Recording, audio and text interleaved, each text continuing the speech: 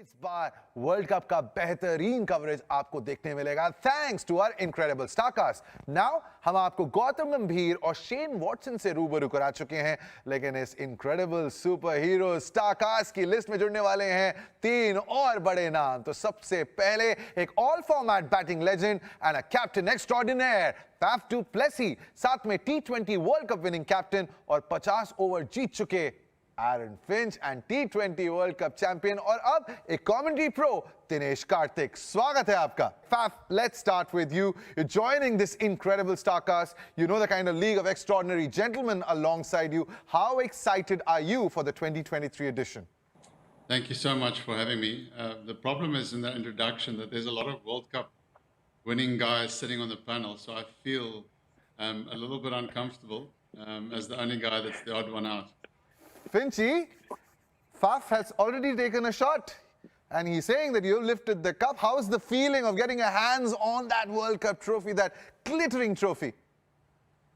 Yeah, it's amazing. It's obviously everything that you work towards as a player and as a team. So to be able to do it at the MCG in 2015 was a pretty special day, I think, and all round. I mean, for 4 years, it's what everything is built up for in the one-day game. So for me, it's been the pinnacle of my career, definitely.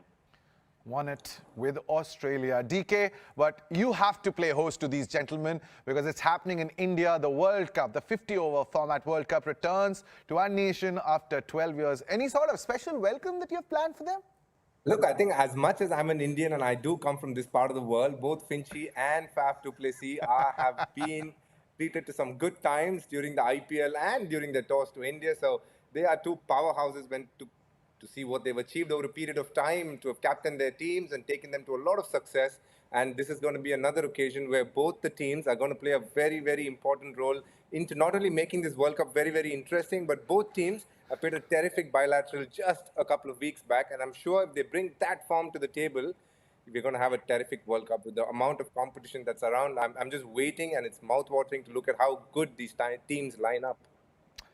DK, Faf, very recently you both shared a dressing room, but DK, like I mentioned in my introduction, has turned into a pro in the combox. So any tips for your captain? Oh, you know, Faf, must admit, I don't think it's his first time. He's done even post last year in the IPL finals. He gave a glimpse of how good he can be.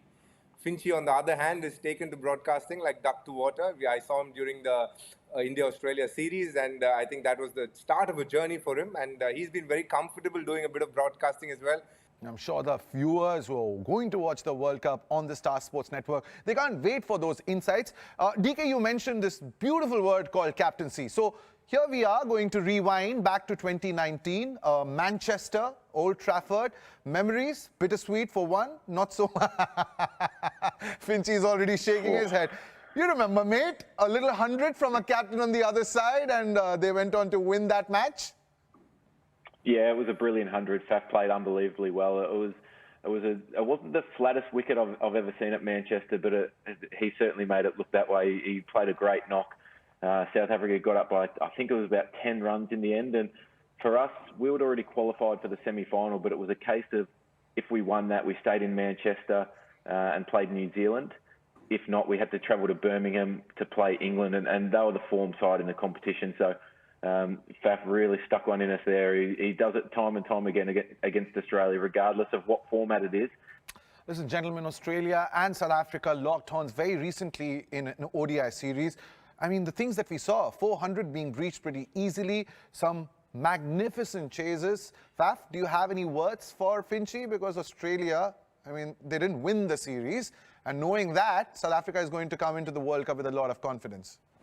Yeah, I feel like South Africa really needed that. I think more than Australia would have needed that. Obviously, they go into the tournament with this confidence, you know, almost this lion on the back of on their shoulders, where they know when they come to the World Cup, they are the team to beat. Where South Africa would need every single little bit of something that they can make them play their best cricket. I know both teams spoke a lot about preparation for India and the way that they prepare to make sure that they can play the conditions better. But yeah, I mean, I think Australia wouldn't be too down about losing the series 3-2 because they know just how good they are in World Cups. Now, ये जो Australia South Africa की series हुई, DK, 400 इतनी आसानी से लग गए and अब ये वर्ल्ड कप जो है वो इंडिया में हो रहा है. We know that the template for batting has changed. क्या आपको लग रहा है कि इस बार 400 छोड़ो 500 आल्सो इज पॉसिबल? आप 400 और 500 के बारे में ऐसा बात कर रहे हैं जैसे कि ये कुछ बुक क्रिकेट है. उतना आसान नहीं है 400 या 500 बनाना. और you also have to understand at this point, early part of the summer, of the winter rather. I mean, it's just starting to ease on. Generally, our summers is from March to September, और अभी ऐसा season है कि it's slowly getting into the winters of India in a lot of the places. So pitches उतना आसान नहीं होगा. बहुत लोगों को लग रहा है कि इंडिया में at this point of time बहुत पाटा होगा, बैटिंग करने के लिए बहुत आसान होगा. हाँ, आसान होगा, पर डेफिनेटली बहुत वेन्यूज में उतना इजी भी नहीं होगा. जैसे कि दिल्ली में विकेट लो एंड स्लो है, उधर कभी कभी 200 250 भी बहुत अच्छा स्कोर होता है. So we have to wait and see. England में भी बहुत लोग को लगा कि क्योंकि उन्होंने बहुत बनाया ऑस्ट्रेलिया के साथ 400 425 वगैरह बनाए थे, सो सबको लगा कि इंग्लैंड में डेफिनेटली बहुत बड़ा स्कोर होने वाला है 2019 में. But in the end it ended up being a 260 270 par kind of score. तो ये टूर्नामेंट अभी प्रेडिक्ट करने के लिए मुश्किल होगा कि अभी ये बहुत बड़ा स्कोर होगा. I think as the tournament progresses, we'll get a better idea. पर बहुत venues में there will be challenges. I'm sure they don't understand a word of what I'm saying, but it's okay. I just said that Australia and South Africa are going to have a very Papa's giving you a thumbs up. series. Arun, सब कुछ ठीक? ठीक है. ठीक है. There we have it. Like, gentlemen, listen, we know that this is going to be an exciting tournament. We can't wait for the World Cup to begin, but have to put you on the spot. And we'll start with you. Who do you think is going to play the finals? It's a really good question. I think India will be there and thereabouts. I think England, the way that they've been playing, that they haven't been in the best form.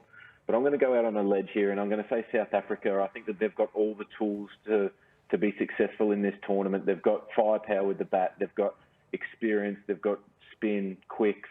They've got it all for me. So I think if like Faf said earlier, if they can get over that mental hurdle of a World Cup and everything clicking, they've got all the tools there to be a very successful campaign. And I have to say Australia. I would be run out of the country if I didn't say Australia as well. But I think England, they're a super side. India, Pakistan, like there's... When it comes to both of these gentlemen, India, and it comes with a little asterisk. Also, let's just go back to history, because the last 3 World Cups have been won by teams that have played at home. There is the pressure, but that pressure seems to bring out the best color. The home team, DK, is it going to be an India final, and your other teams? As I see this tournament unfolding right in front of my eyes, when I look at the venues, how teams are moving around, how the schedule is, I feel India will have a challenge. But given the home support, and if it is harnessed in the right direction, and I am big for ODI cricket, and I genuinely feel for the health of ODI cricket overall in the bigger gamut of things, I would love to see an India-Pakistan final. In this India squad, there are quite a few superstars, and there's one superstar that you have shared the dressing room with, and that is Virat Kohli. He's won it in 2011. That was his first World Cup, but 12 years later, Virat Kohli, what's he going into this World Cup with? What's that mindset going to be like, Faf? Yeah, I think the most impressive thing that I've realized, with playing with Virat Kohli is the man's drive just to win.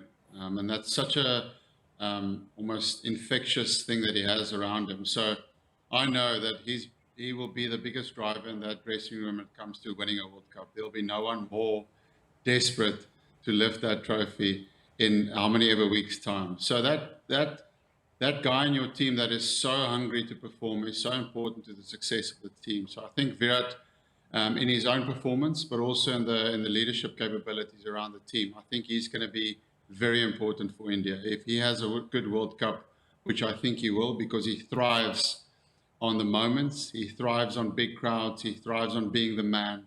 So I think this will be his World Cup.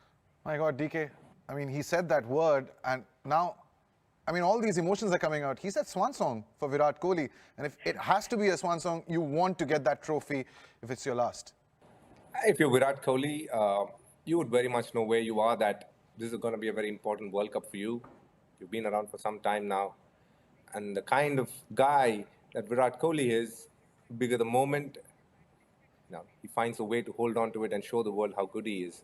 So I'd be very, very keen to not only see him get going, but also have a terrific tournament. Because a lot of India's hope is riding on Virat Kohli's shoulders for some time now. And if he gets going, there's nothing like it for the Indian fans and for the world of cricket, because I think he's a very well admired sports person across the cricketing fraternity. So it'll be great to see him do well. Finchi, Virat Kohli is the only member from that 2011 World Cup winning side who is in the provisional squad that the BCCI selectors have announced. Now, one man who is also in contention is Ravichandran Ashwin from that side in 2011. Now, he's played that first ODI against Australia. What are the chances of him sneaking into the final 15? Well, it's a good question, and I think it probably depends on how they think the surfaces are going to play throughout the country. And by the time, because I think the skill in picking a squad for a World Cup is you have to think of the back end, but you can't think too much about it because you have to get there. I think he might struggle to make the final 15, but I mean, as somebody who has played so much cricket, I think the rest of the group that is with the Indian team for this current series against Australia, they could learn so much about big game play, because Ashwin, again, he's somebody who stands up in big games, and whether it's a test match or a T20 game, like he's done it all throughout his career. So it wouldn't surprise me if he was there a little bit more at the moment as a mentor around the group. But I don't see him making that last 15, unfortunately. Finchi, there's one big name in that Australian squad, and they're going to miss the services if he doesn't turn up for the World Cup, and that is Travis Head. Have you got any update? Have you been talking to your mates back in the Australian team? No, I haven't in the last couple of days, but he's a huge loss, particularly for how damaging he is at the top of the order. And we've seen in the last sort of 12 months, probably since I retired and let him have a real crack at the opening job, he's taken the one-day team by storm from game one. You can't ease into this tournament in a round robin that just goes straight from group stage to the final four. If you let one or two games slip, you're out of it. So Australia are in a really difficult position on whether to stick with him and carry him around for that first half of the tournament, or whether to not hope that somebody else gets injured, but see if an opportunity comes up later in the tournament for him to make his way in. Now, Australia opened their campaign against the host nation, India, and that's going to be a mighty clash. It's the Chepauk Stadium in Chennai. And Faf, you know a thing or two about how to play in that ground. Is spin going to be the mantra if you want to win the game? Look, the conditions of that ground always tells you that. It's probably the ground that favours spin the most in India. So we don't know in terms of the time of the year what it'll play like now, as DK talked about earlier. But if I'm planning with the team to go to Chennai, I'm certainly planning that two spinners is going to play a role there. And you're going to make sure you're going to spin the ball both ways to try and attack with your best spinning options. So, yeah, that's the key. I always think there, 50-over cricket especially, it's a big ground. Spinners play a huge role there. Now, tell us one player from your country as a batter and any other country that you think is going to have the spotlight on them. Yeah, so in terms of from a batting perspective, I think for me, the most informed batter at the moment is Heinrich Klaasen. The last 12 months, he's been hot with everything he's played. He's unbelievable. The way that he strikes, his strike rate is 180. I think it's crazy the way that he's batting at the moment. So a lot of South Africa's success will depend on him. And then probably another overseas batter, I would go with Virat Kohli from India. All right, Finchi, what about you? Who from Australia and who from the rest of the world? Well, I think Steve Smith for Australia. He's had that wrist injury and he's been out for quite a while, but I think this is probably the perfect amount of preparation for him to hit the ground running in this World Cup for Australia. And we've seen in the series against South Africa, in the first ODI against India, Australia need that middle order to fire, and I think Steve plays such an important role in that.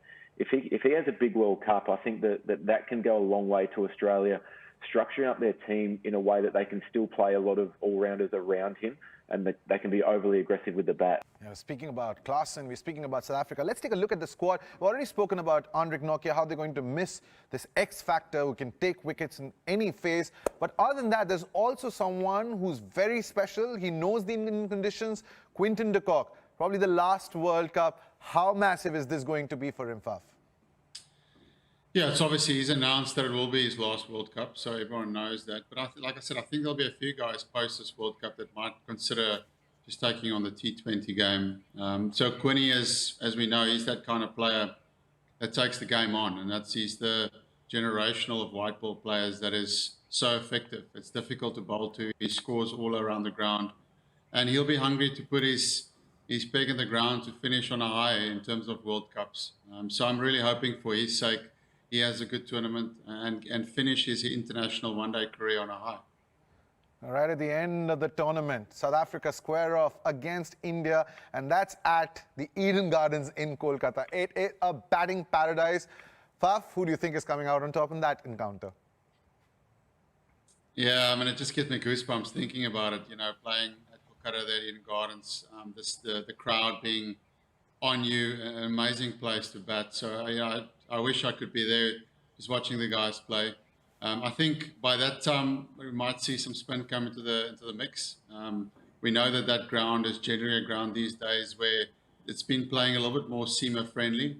But I think by that time, certainly the Indian team will be full of spinners waiting to bowl at the middle order of the South African batting lineup. So I'm hopeful that the pitch holds its nice firm shine and we still get a good pitch on that match. But coming to India, who do you think is the one bowler you wouldn't have wanted to face had it been 2023? Finchy. Well, the reason I retired, Boovy, he's the one bloke that I always tried to avoid, but neither of us are playing now. So, right. Faf, I think new ball bowlers who can swing are a danger to everyone. And I think Trent Bolt, Mitchell Starc, Rabada, these guys, Siraj, he's as good as anyone in the world at the moment. Faf, you're going for a quick as well? Yeah, I'm similar to Fincher. I think it depends on the wickets. You know, if the wickets has got something in it, you know, someone like Siraj who just nibbles the ball a little bit both ways and he's tight on off stump the whole time. Bolty, those kind of guys are going to be extremely successful. Rabada, all those guys. But if there is a little bit of spin, you know, someone like a Kuldeep has bowled really well the last 6 months. You know, when he gets his tail up and he gets one wicket. You know, next batter's coming in. He's quite tricky to face his first few balls because he spins the ball both ways. Faf, Rohit, this is the World Cup in India. Do you reckon that record could be broken? Oh, look, he only needs one, doesn't he? If it's 6 all, I think 600. So you would hope that in all the games in the World Cup, I would certainly give him an opportunity to get 100. So I think definitely, yes, he's got a great opportunity to... I mean, how amazing is that record? 600s at a World Cup. That's pretty impressive. So I actually hope that we get to see that this World Cup. And we have another record, which is an Australian record. And the gentleman who could break it is also going to be an Aussie, Glenn McGrath. Most number of wickets in a World Cup. Mitchell Starc is right on his heels. Do you feel, Finchy, that record is going to be broken? It's going to be in Starc's name? Yeah, I think it will be. His ability to stand up in big moments in World Cups has been second to none. I think if you look at the last two, 2015, he was player of the tournament. He was knocking over top orders. He was bowling beautifully at the death. In England, again, top orders. So if the ball moves, if the conditions are right for swing bowling, he could do some real damage at the top. And records टूटेंगे, नए heroes उभरेंगे, एक नया champion crown होगा। लेकिन सारे भारतीयों के दिलों में यही उम्मीद और दुआ होगी कि होम टीम के वर्ल्ड कप जीतने का ट्रेंड जो है वो बरकरार रहे। यही दुआ है। लेकिन हमारे साथ इस इनक्रेडिबल स्टारकास्ट के साथ वर्ल्ड कप का पूरा कवरेज आप जुड़े रहिएगा। Faf du Plessis, Dinesh Karthik, Aaron Finch के साथ कुछ बड़े-बड़े नाम जुड़ने वाले हैं जश्न क्रिकेट में।